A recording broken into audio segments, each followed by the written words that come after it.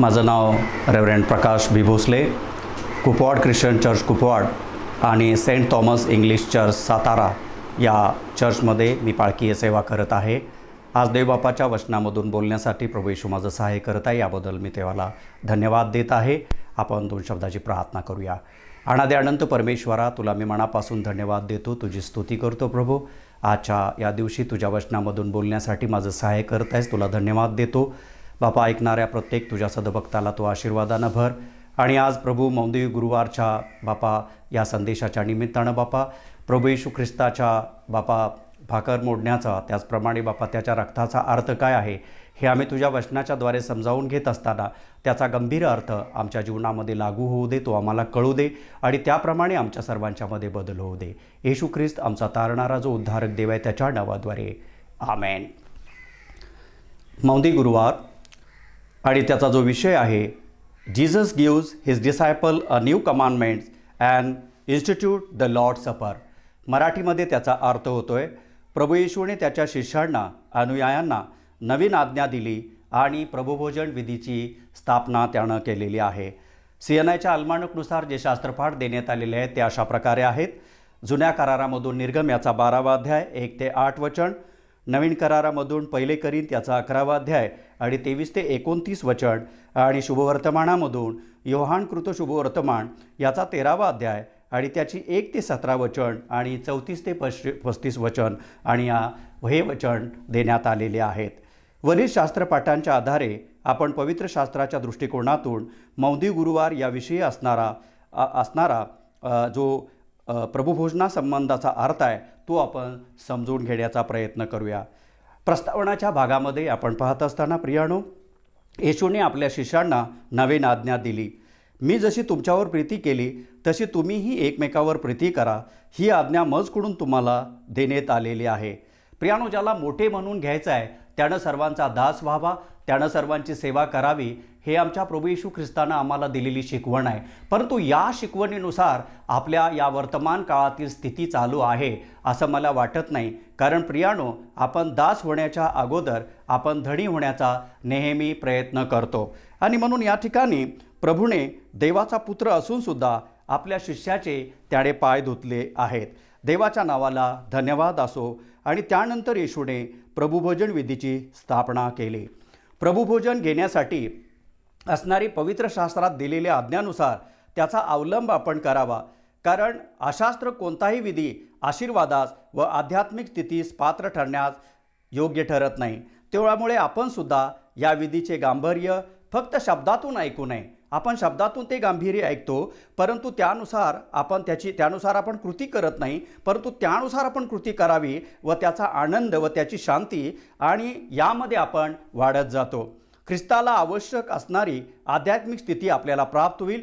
त्यामुळे ख्रिस्त आमचा गौरवाची आशा व त्याच्या रक्ताचा व त्याच्या भाकरीचा पवित्र अर्थ त्यामुळे आपल्याला ध्यानात येईल आणि परिणामी तो विधी गांभीर्यपूर्वक पावित्र्यानं देवाला अपेक्षित असणाऱ्या दृष्टिकोनातून आपण साजरा केला आहे असा त्याचा अर्थ होतो। जुन्या करारामधून निर्गम याचा 12वा अध्याय आणि त्याचे 1 ते 18 वचन, आणि त्यामध्ये जो मतितार्थ लिहिलेले तो आपण पाहूया।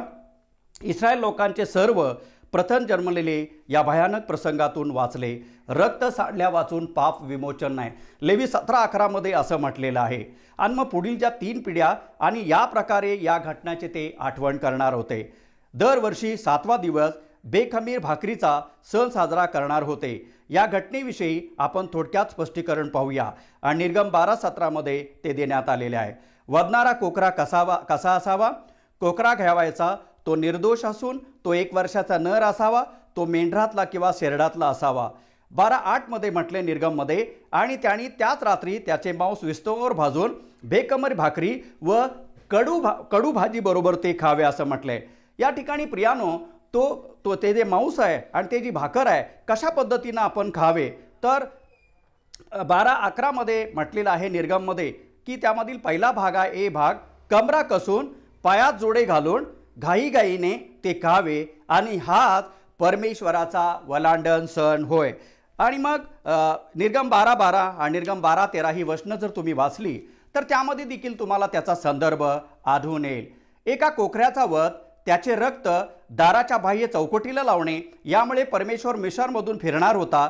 मानव व पशु यामध्ये प्रथम जन्मलेले तो म्हणतो मी मारून टाकीन आणि मिसर देशातील सर्व देवास मी शासन करीन, कारण मी परमेश्वर आहे. आणि त्याचे नाव निर्गम याचा 3 अध्याय आणि 15व्या वचनामध्ये त्याचा जो मी असावयाचा तोच मी आहे, अर्थात अब्रामाचा, इसाकाचा, याकोबाचा देव या नावानं मला पिढ्यानपिढ्या ओळखतील, असं परमेश्वरानं त्या ठिकाणी स्पष्ट केलेलं आहे.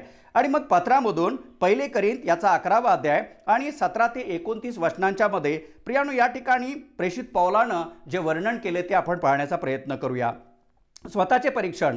कोरिंथ येथील मंडळी विश्वासणारे प्रभू भोजनासाठी एकत्र आल्यावर काय करत होते आणि पौल त्या ठिकाणी त्यांच्या प्रभू भोजनाला एकत्र आल्यानंतर ते कशा पद्धतीनं वागत होते आणि काय त्यांना प्राप्त होतो याविषयी तो माहिती देत आहे. कारण तुम्ही एकत्र होण्याने तुमचे बरे न होता वाईट होते. कारण आपल्या मनात एकमेकाविरुद्ध विचार असतात, आपण द्वेष करतो, मत्सर करतो, आपल्यामध्ये तटफुटी असते, भेदाभेद असते, अमंगवृत्ती, यामुळे आपण देवाच्या या सर्व गोष्टी घेऊन आपण देवाच्या वेदीजवळ जातो. त्यामुळे देवाचे सामर्थ्य, त्याच्या रक्ताचा अर्थ व शरीर मोडण्याचा अर्थ मुळापासून आपल्याला कळत नाही. आपण एकचित्ताने या विधीसाठी एकत्र असणं गरजेचं आहे. कारण प्रभू म्हणतो 2 किंवा 3 माझ्या नावानं एक चित्ताने एकत्र असतील तिथं मी आहे. आणि मग तुम्ही मंडळी या नात्यानं एकत्र जमता तेव्हा तुमच्या मनात फुटी असतात असे मी पौल ऐकतो व काही अंशी ते खरे आहे असं तो म्हणतो. प्रियानो, मी या गटाचा आहे, आमचे खरे आहे, या गटाचे काही खरे नाही. आपण एकमेकांचा न्याय शक्य तितके वाईट बोलण्याच्या द्वारे व कृती करण्याच्या द्वारे आपण करतो. कारण मंडळी हे ख्रिस्ताचे शरीर व अवयव आहेत. We are belong to God. आपण देवाचे आहोत, त्याच्या कुरणातील कळप आहोत. पण एकमेकांच्या स्वार्थी वृत्तीमुळे देवाच्या वचनाकडे आपण जाणीवपूर्वक दुर्लक्ष करतो. आणि माझ्या प्रियानो, मला तुम्हाला सांगू द्या, त्यामुळे सैतान जो फूट पाडतो त्याच्या फूट या अस्त्राचा वापर आपल्याच माध्यमामधून तो प्रभावीपणे करत आहे असं आपल्याला लक्षात आल्या वाचून राहत नाही. आणि मग दुसऱ्या मुद्द्यामध्ये तो म्हणतो आपल्यामध्ये पक्षभेद असावे, पसंतीत उसरलेले आहेत ते प्रगट व्हावे असं. आणि 1 कोरिंथ त्याचा 11वा अध्याय आणि त्यामधील 17 ते 29 वचनामधील 18 ते 21 वचन असं म्हणतं, आपल्यामध्ये पूर्वी पक्षभेद आपल्यामध्ये होता. आपण स्वतःच्या हेतूसाठी जाणीवपूर्वक देवाच्या वचनातील तरतुदीनुसार आपण त्याचा अर्थ लावत नाही, तर मानवी विचारांच्या द्वारे आपण निर्णय करण्याचा प्रयत्न करतो. परंतु देवाच्या पसंतीस उतरलेले लोक या ठिकाणी वेगळे होतात. कारण पवित्र व अपवित्र यांचा मेळ कधीही बसत नाही आणि बसला तर तो टिकत नाही प्रियानो, असा त्याचा अर्थ पौल या ठिकाणी सांगतो. तिसरा मुद्दा जो आहे, आपल्या गरीब बंधूंना क्षुल्लक ते लोक लेखत होते. बंधू विरुद्ध पाप हे ख्रिस्ताविरुद्ध पाप आहे. प्रेषित पौल म्हणतो की आपल्या गरीब बंधूला तुच्छ लेखू नका, कारण तो देवाचे मूर्तिमंत प्रतिमा आहे, देवच उत्पन्न करणार आहे. पण गरीब श्रीमंत हा भेद मानवानी कृत्रिमरित्या तयार केलेले सैतानाचे महाड षड्यंत्र आहे. त्यामुळे माणसामध्ये प्रियानो गोंधळ होतो आणि सैतानाचं हेच प्रामुख्याचं लक्ष आहे. आणि मग त्यांच्या कृत्याचं जे वर्णन आहे ते वर्णन प्रभू येशू ख्रिस्त आम्हाला 1 कोरिंथ याचा 11वा अध्याय आणि 29व्या वचनामध्ये आम्हाला सांगत आहे. कारण त्या शरीराचे मर्म ओळखल्याशिवाय जो खातो व पितो तो खाण्याने व पिण्याने आपणावर दंड ओढवून घेतो. आणि म्हणून माणसाने आत्मपरीक्षण करावे आणि मग त्या भाकरीतून खावे व प्याल्यातून प्यावे. आपण प्रभू भोजनात सहभागी होत असताना आपल्या स्वतःचे पावित्र्य शास्त्रातील वचनानुसार परीक्षण आपण करतो का? पापांची कबुली व पुन्हा न करण्याचा करार देवाबरोबर आपण करतो का? आणि मग प्रियानो, आपली पाप कबुली ही भौतिक प्रकारची नसावी, तर ती आध्यात्मिक प्रकारची असावी. मला तुम्हाला सांगू द्या, दुधाचे दही झाल्यानंतर पुन्हा दह्याचे दूध कधीही होत नाही, हा रासायनिक बदल आहे. याचाच अर्थ देवाचं वचन ऐकल्यानंतर आपल्यामध्ये भौतिक बदल न होता आपल्यामध्ये आध्यात्मिक बदल झाला पाहिजे. आणि तो आध्यात्मिक बदल झाल्यानंतर पुढेरूपी आपण जर त्या कृतीकडे वळतो तर आम्ही ओकारी काढणाऱ्या त्या श्वानाप्रमाणे किंवा कुत्र्याप्रमाणे आम्ही उलटी करतो आणि ते परत आम्ही खातो. म्हणजे आम्ही आमच्या वर्तनाच्या द्वारे प्रभू येशू ख्रिस्ताच्या सामर्थ्याला त्याच्या रक्ताला आम्ही पायदळी तुडवतो, असा त्याचा अर्थ प्रियानो होतो. जी भाकर व जो द्राक्षरस आपण घेतो ते प्रभू येशूच्या महान बलिदानाचे प्रतीक आहे। ते स्वस्त किंवा हलके नाही माझ्या प्रियानो, त्याला विशिष्ट अर्थ आहे। त्या रक्ताचा जर आम्ही आदर करत नाही, आमचे पाप शाप गरिबी नाहीशी होण्याकरिता जे रक्त येशूने सांडले ते रक्त प्रियानो आम्ही पायदळी तुडवतो की नाही याचा आज तुम्ही विचार करणं गरजेचं आहे। कारण देवाच्या प्रिय लेकरांनो, जागे व्हा। त्याच्या जखमा ह्या माझ्या जखमा होत्या, पण तो बदली म्हणून माझ्यासाठी राहिला। त्यास बसलेल्या फटक्याने आपल्या सर्वांना प्रियानो आरोग्य प्राप्त झालेलं आहे, आपल्याला शांती प्राप्त झालेलं आहे, आपल्याला तारण प्राप्त झालेलं आहे। परंतु त्याच्या रक्ताचा अर्थ आम्ही कशा पद्धतीने घेतो यावर ते अवलंबून आहे। तुझ्या रक्ताने माझे सारे पाप धुतले, तुझ्या जखमाने माझे रोग सारे गेले।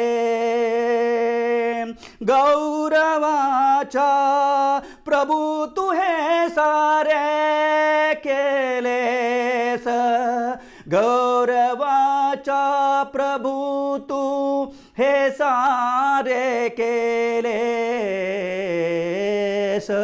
याची जाणीव आम्हाला अंतकरणाच्या खोलीपातून असावी। आपल्या स्वतःचे जरूर परीक्षण करावे माझ्या प्रियानो।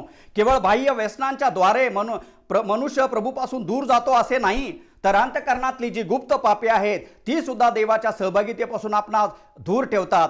Today is the time to turn from all action, tobacco, liquor consumption and smoking of the cigarette and dangerous drug and various addiction, my friend, keep away from you. Then you are eligible to take a blood of our Lord Jesus Christ and the body of his body. माझ्या प्रियानो, मला तुम्हाला हे सांगू द्या की प्रभू येशू ख्रिस्ताचं रक्त आणि त्याची भाकर हे स्वस्त नाही आहे, कारण त्यानं हा अनमोल बलिदान त्यानं आमच्यासाठी केलेलं आहे। त्या बलिदानाची आठवण, त्या बलिदानाची साक्ष आमच्या वागण्याद्वारे, आमच्या बोलण्याद्वारे इतरांना दिसणं गरजेचं आहे। आणि मग शेवटच्या विभागामध्ये योहानामध्ये आपण येत असताना शुभवर्तमानामध्ये योहानकृत शुभवर्तमान याचा 13वा अध्याय 1 ते 17 वचन, वधस्तंभाच्या मार्गे आपण पित्याकडे चाललो आहोत याची पूर्ण जाणीव ख्रिस्ताला होती। स्वतःला प्रचंड वेदनेतून जायचे होते याची कल्पना असताना सुद्धा त्याविषयी विचार न करता येशूने शेवटच्या क्षणापर्यंत आपल्या शिष्यांच्यावर प्रीती केली व या प्रीतीचे वर्णन आम्हाला योहानकृत शुभवर्तमान याचा 13वा अध्याय आणि 21 अध्याय या 13 ते 21 अध्यायामधील सर्व वचनांच्या मध्ये आम्हाला आढळतं। प्रीती करणे म्हणजे सेवा करणे। इस्रायल देशाच्या पद्धतीनुसार या महत्त्वाच्या भोजनाला बसण्यापूर्वी घरातील दास सर्वांचे पाय साफ करत असत। आपणामध्ये मोठा कोण या संबंधी शिष्यांच्या मध्ये चर्चा चालू होती। फक्त एकच जण प्रीती करणारा होता आणि तो म्हणजे येशू होता। तो सर्वांचा दास झाला आणि म्हणून तो शिष्यांचे पाय धुवू लागला। असे करताना प्रभू येशूने शिष्यांच्या वृत्तीबद्दल कोणत्याही प्रकारची तक्रार प्रियानो केलेली आढळत नाही। पेत्र मात्र त्या ठिकाणी दचकला, तरी येशूने त्याचे पाय धुतले। विश्वासघात करणारा यहोदा इस्करियोत याचे देखील त्याने पाय धुतलेले आहेत। प्रियानो, जो पकडून देणारा होता, जो धरून देणारा होता, 30 रुपयाच्या पैशाच्या मोहापायी त्याला धरून देणारा होता, त्याचं देखील त्यानं पाय धुतलेला आहे। आणि किती अनमोल प्रीती प्रभूने केलेली आहे। आज आपण आपल्या शत्रूवर अशा प्रकारची प्रीती आपण करू शकतो का? आपल्यामध्ये ते सामर्थ्य आहे का? जर आपण ख्रिस्ताचं म्हणतो तर आपल्याला ते आपल्या शत्रूवर देखील प्रेम करण्याचं महान सामर्थ्य प्रभूने आम्हाला त्याची शिकवण दिलेली आहे। आणि ती शिकवण आम्ही सामर्थ्यानं आम्ही स्वीकारणं म्हणजे प्रभू येशू ख्रिस्ताच्या वधस्तंभाचा, त्याच्या रक्ताचा, त्याच्या प्रभू भोजनाचा आदर करण्याप्रमाणे आहे। आणि म्हणून प्रियानो, आम्हाला ही आज्ञा पाळण्यासाठी त्यानं दिलेली असते। आपण जर प्रीती करतो का? तुम्ही स्वतः तुमच्या मनाला विचारा। पाय धुण्याचा प्रश्नच येत नाही, कारण एकमेकांचे पाय ओढतो। आपल्यामध्ये ती वृत्ती आहे। खरोखर प्रभू येशूचे अनुयायी म्हणून घेण्यास आपण खरोखर प्रियानो पात्र नाही। आणि म्हणून प्रभू येशूची जी प्रीती आहे ती अनमोल आहे प्रियानो। आपण प्रीती करण्यास म्हणजे एकमेकांची सेवा करण्यास आपण चालू करणे म्हणजे आमच्यातील आध्यात्मिक वाढीसाठी आम्ही स्वतः तयार होणं होय। आणि मग निष्कर्षाच्या भागामध्ये आज आपण आलो असताना आपण एकमेकावर प्रीती करतो का? आपण दास होतो का? येशूचे रक्त व त्याची ताकद काय आहे हे आपल्याला माहीत आहे का? आपण स्वतःचे परीक्षण करून प्रभू भोजनाजवळ येतो का? आणि लागू करण्याच्या एरियामध्ये प्रियानो आपण येत असताना प्रभूने आम्हाला प्रीती करण्याची महान आज्ञा दिली आहे, परंतु प्रीतीचा कळवळा व त्याचे स्वरूप याविषयी आम्हाला खरोखरच विसर पडला आहे। आपली प्रीती ही फिलिओ व अटीवर अवलंबून आहे, पण येशूची प्रीती ही आगापे प्रीती आहे। विनाट प्रीती सदा सर्व काळासाठी आहे। प्रीतीचे सामर्थ्य मोठे आहे, तिची लांबी, तिची रुंदी, तिची खोली आपण लक्षात घ्यावे, हीच ती वेळ आहे. माझ्या बंधूंनो, माझ्या भावांनो, माझ्या वडिलांनो, आपण चर्चमध्ये वेगवेगळ्या पद्धतीनं काम करत असो, आपण वेगवेगळ्या पद्धतीनं देवाचं काम करत असो, परंतु लक्षात ठेवा त्यांना आज्ञा दिलेली आहे आम्हाला. योहान 14:15 मध्ये म्हणतो, तुम्ही जर माझ्यावर प्रीती करता तर माझ्या आज्ञा पाळा. प्रियानो, आम्ही प्रीती करतो आणि जर आज्ञा पाळत नाही तर आज्ञापालनाच्या द्वारे मिळणारे जे आशीर्वाद आहेत ते आशीर्वाद आम्हाला मिळणार नाहीत. आणि म्हणून आजच्या या संदेशामधून देवाच्या वचनाचं मौंदी गुरुवारचं जे महत्त्व आहे ते मी सांगत असताना, प्रियानो, आम्ही प्रभुभोजन कशा पद्धतीनं आमच्या जीवनामध्ये घेतो. मी काही ठिकाणी असं ऐकतो की एखाद्या रात्री लोक एक प्रकारे गर्दी करून बसतात, नको नको ते पदार्थ, नको नको ते व्यसनं त्यांच्या जीवनामध्ये असतात आणि परत सकाळच्या वेळी उठून प्रियानो प्रभुभोजन घेण्यासाठी मंदिरामध्ये येणाऱ्या लोकांना मी पाहतो. माझ्या ख्रिस्तातील प्रिय बंधू आणि भगिनीनो, मला तुम्हाला सांगू द्या की देव आज तुम्हाला सुचवत आहे, देव आज तुम्हाला मार्गदर्शन करत आहे. आपल्या सर्व वाईटापासून, आपल्या सर्व चुकीच्या वृत्तीपासून, आपल्या सर्व व्यसनापासून, आपल्या चुकीच्या सवयापासून तुम्ही सोडा. नाहीतर प्रियानो, ख्रिस्ताचं रक्त तुडवणारे दुसरे तिसरे कोण लोक नसून ते हे लोक की जे प्रभू भोजनाला योग्य पद्धतीने आपल्या स्वतःला पावित्र्याने युक्त होऊन सादर करत नाही. आणि म्हणून माझ्या प्रियानो, आज या मौदी गुरुवारचा जो संदेश आहे तो संदेश एकच आहे की त्यानं देवाचा पुत्र असून सुद्धा त्यानं शिष्यांचे पाय धुतले. जो मोठा होऊ पाहतो त्यानं दास होणं गरजेचं आहे आणि दास होणं म्हणजे सर्वांची सेवा करणं हे महत्त्वाचं आहे. माझ्या ख्रिस्तातील प्रिय बंधू आणि भगिनीनो, तुम्ही देखील याप्रमाणे करण्याचा प्रयत्न करा. प्रभू येशूचं रक्त आणि त्याची भाकर हे जनरल काहीतरी आहे म्हणून घेऊ नका. पावित्र्याने युक्त होऊन त्याच्याजवळ या, तुमच्या पापांची क्षमा मागा. तुम्ही त्यासाठी जर पात्र नसाल तर ते तुम्ही घेऊ नका. पाप कबुलीची प्रार्थना करून सुद्धा जर तुम्ही अंतःकरणामध्ये जर प्रतिकूल असाल तर ते निश्चित घेऊ नका. कारण प्रियानो, ते तुमच्यासाठी फायद्याचं ठरणार नसून तुमच्यासाठी ते अपायकारक ठरेल. आणि म्हणून या संदेशाच्या द्वारे देव तुम्हाला सर्वांना आशीर्वादित करो, त्याची कृपा तुमच्यावर असो आणि तो तुमचा अधिकाधिक सहाय्य करून पवित्र आत्म्याच्या सामर्थ्यानं तुम्हाला चालवो. यावेळेला आपण परमेश्वराच्या नावाला धन्यवाद देऊया आणि आपण प्रार्थना करूया. अनादि अनंत परमेश्वरा, अब्रामाच्या, इसाकाच्या आणि याकोबाच्या देवा, मी तुला धन्यवाद देतो. बापा, आज मौंदी गुरुवार आणि या मौंदी गुरुवारच्या अनुसार परमेश्वरा, आज तुझ्या वचनामधून बोलत असताना मज लेकराचं तू सहाय्य केलंस. बापा, हे सर्व विचार माझे नाहीत तर तुझे आहेत. बापा, मी नेहमी म्हणतो की संदेष्टा हा प्रवक्ता आहे. तो आपल्या मनचं काय सांगत नाही, कारण सत्याचा आत्मा तुम्हावर येईल आणि तो आपल्या मनचं काही सांगणार नाही, तर तो जे काही सांगतो त्याच्यामधून तो बोलेल आणि सांगेल. माझ्या राजा, मी विनंती करतो आणि प्रार्थना करतो, आजचा हा संदेश अनेकांच्या जीवनामध्ये सैतानानं जी काही बंधनं व्यसनाच्या द्वारे लावलेले आहेत, त्यांच्या जीवनामध्ये जी काही अडखळण लावलेले आहेत, माझ्या राजा प्रभू येशू ख्रिस्ताच्या नामाद्वारे ती बंधनं तू तोडून काढ परमेश्वरा. तुझं रक्त मी जाहीर करतो परमेश्वरा. देव बापा, तुझं रक्त आणि तुझी भाकर घेत असताना बापा, मंदिरामध्ये अश्रुपूर्ण नेत्राने त्यांनी ते घ्यावं, त्याचं पावित्र्य ओळखावं, त्याची गहनता ओळखावी, त्याची लांबी, रुंदी आणि खोली ओळखावी. तू केलेल्या प्रीतीचा महान बलिदानाचा अर्थ बापा, ते केवळ साधा द्राक्षरस नाही, साधी भाकर नाही, तर मरणातून पुनरुत्थित झालेल्या आमच्या ख्रिस्ताचं शरीराचं ते प्रतीक आहे. आणि म्हणून ते घेत असताना, त्याचं बापा आम्ही पाठपुरावा करत असताना आम्ही आत्म्यानं, खरेपणानं आणि पावित्र्यानं त्याच्यापुढे सामर्थ्य बापा पुढे जावावं, याकरता आम्हा सर्वांचं तू सहाय्य कर. या संदेशाच्या द्वारे बापा जे गौरव प्राप्त झालेला आहे ते सर्व गौरव बापा तुझ्या याजक या नात्यानं मी तुझ्या सर्व समर्थ नावावर, मी तुझ्या एकट्याच्याच नावा बापा मी सादर करतो. कारण मातीच्या मनुष्याकडून बापा काही कोणतं चांगला आणि अनमोल विचार नाही बापा, सामर्थ्य तुझ्यापासून आहे आणि तू आमचा देव आहेस. प्रभू परमेश्वरा, मी विनंती करतो की खरोखर या मौंदी गुरुवारच्या प्रभुभोजनाचा अर्थ आणि बापा एकमेकांच्यासाठी लीन आणि नम्र होण्याचा अर्थ बापा सर्व तुझ्या हा संदेश ऐकणाऱ्या सर्वांना बापा प्राप्त व्हावा, तू त्यांना आशीर्वादित करावं. आणि माझा राजा, माझं एकच उद्देश आहे, प्रभू येशू तुझं सामर्थ्य त्यांच्या जीवनामध्ये ओतप्रोत भरू दे. तुझी लेकरं म्हणून पावित्र्यानं तुझ्या वधस्तंभाजवळ येऊ देत, पावित्र्यानं प्रभू भोजनासाठी तुझ्या वेदीजवळ येऊ देत. आणि देवा, तुझी लेकरं म्हणून त्यांनी तुझी स्तुती, तुझी आराधना आणि तुझं गौरव त्यांनी करावं, तो असं कर. मला बोलण्यासाठी तू शब्द पुरवलेस, मला आशीर्वादित केलंस, याबद्दल तुला मी धन्यवाद देतो. बापा, मी सर्व गौरव तुला देतो आणि ते गौरव तुझंच आहे. तू बापा स्वीकारून घे आणि ते स्वीकारण्यास बापा तू स्वीकारून घेतलंस, याबद्दल मी तुझी उपकार स्तुती करतो. ही विनंती आमचा धन्य तारणारा प्रभू येशू याच्या पवित्र आणि गोड नावाद्वारे प्रार्थना केली म्हणून तुम्ही ऐका. आमेन.